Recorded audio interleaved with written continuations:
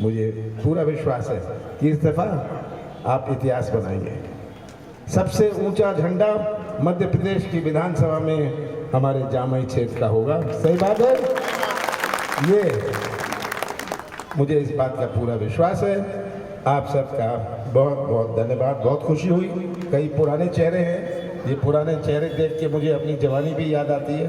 हाँ, कि इतने सालों से मैं देख रहा हूँ, ये नहीं मैं देख रहा हूँ इतने सारे पुराने चेहरे जो मेरे साथ खड़े रहे और जिन्होंने मुझे बल और शक्ति दी। आप सबका बहुत बहुत धन्यवाद। सरकार बनी थी, हमारी सरकार बनी थी 15 महीने के लिए, जिसमें से 2.5 महीने आचार संहिता और लोकसभा चुनाव में गया। 11.5 महीने मेरे पास थे। मैंने प्रदेश को अपनी नीति और नीयत का परिचय दिया।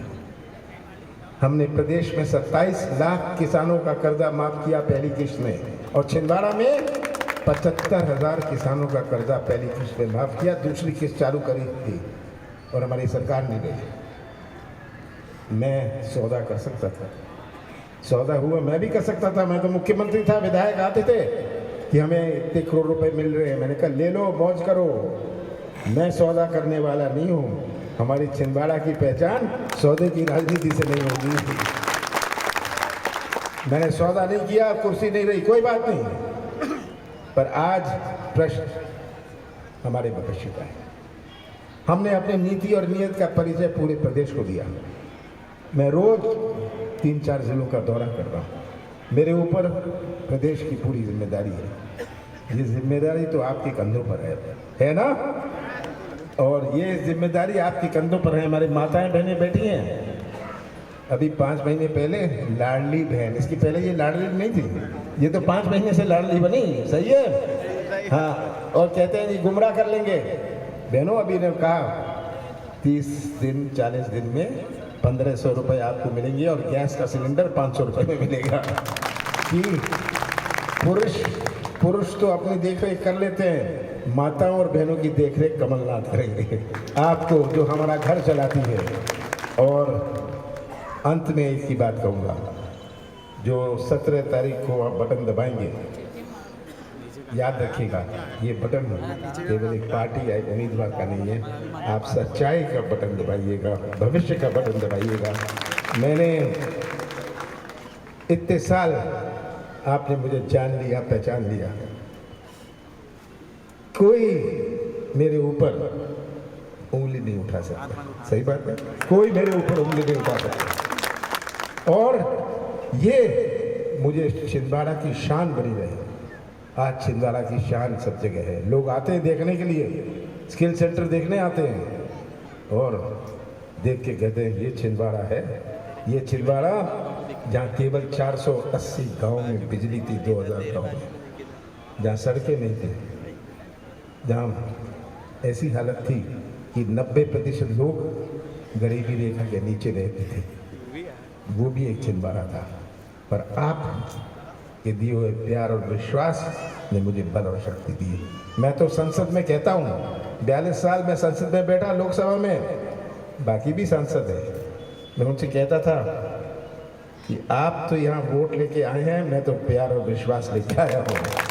और यही आपका प्यार। पतालकोट, वहाँ के बच्चे जीन और टी-शर्ट में घूमते हैं। ये है आज छिंदवाड़ा की अपनी पहचान है। आप जहां भी जाएं, आप छाती ठोक कर कह सकते हैं हम छिंदवाड़ा से आए हैं। सही बात है। ये सब संभव हुआ क्योंकि आपने मुझे प्यार और विश्वास दिया। इस प्यार और विश्वास से जो मुझे बल और शक्ति मिली, मैंने छिंदवाड़ा का नक्शा बनाया। एक नया नक्शा बने, हमारी आर्थिक गतिविधि बने। अगर 6000 किलोमीटर सड़कें बनाई, मुझे याद है मैं धक्के खाता था जीप में, वापस जाता था 1 किलो मिट्टी मेरे बदन में होती थी।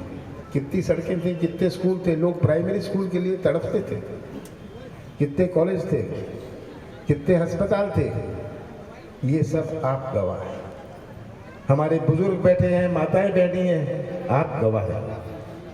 मैंने तो अपनी जवानी समर्पित कर दी छिंदवाड़ा के लिए।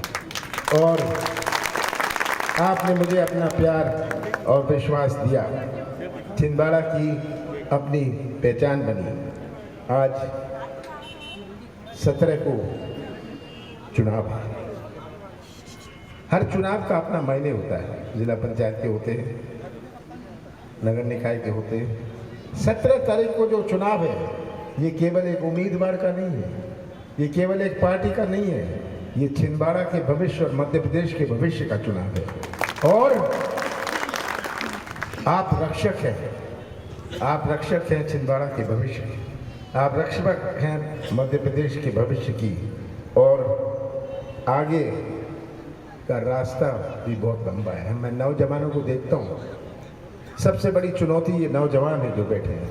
हमारे बुजुर्गों ने तो अपना जीवन काट लिया, पर नौजवान जो निर्माण करेंगे हमारा छिंदवाड़ा का, हमारे मध्य प्रदेश का, आज अगर उसका भविष्य अंधेरे में रहा तो मध्य प्रदेश का कैसा निर्माण होगा, हमारे छिंदवाड़ा का कैसे निर्माण होगा। आज का नौजवान में एक तरफ है, वो ठेका नहीं चाहता, कमीशन नहीं चाहता, वह तो व्यवसाय का मौका या अपने हाथों को काम चाहता है।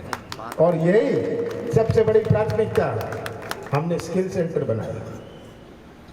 इतने स्किल सेंटर पूरे देश में किसी जिले में नहीं है। मुझे चिंता थी कि 7वीं पास 8वीं पास जो गड्ढे खोदता है उसका क्या होगा।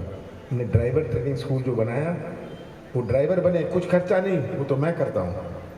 आज वो 15-20 हज़ार की नौकरी करते हैं। मैं बेंगलोर गया था, वहाँ इसी एक सम्मेलन था, कोई हाथ हिला रहा था, मुझे समझ नहीं आया। सभा के बाद, उस सम्मेलन के बाद वो पास आया, कहता जी मैं छिंदवाड़ा का हूँ। मैंने कहा छिंदवाड़ा से हो, यहाँ क्या कर रहे हो? कहता मैं जेसीबी चलाता हूँ, 50,000 रुपये कमाता हूँ। और जेसीबी की ट्रेनिंग उसने हमारे स्किल सेंटर से ली।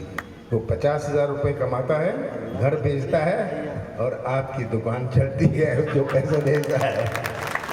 हमने 6,000 किलोमीटर सड़कें बनाई, आवागमन की तो बात हो गई, ये हाईवे बने, आवागमन की तो बात हो गई, पर मेरे सोच में था कि इससे कितनी आर्थिक गतिविधि बनेगी। गाँव बाहर से मजदूरी अपनी, गिट्टी मिट्टी अपनी, गाड़ी ट्रैक्टर अपना,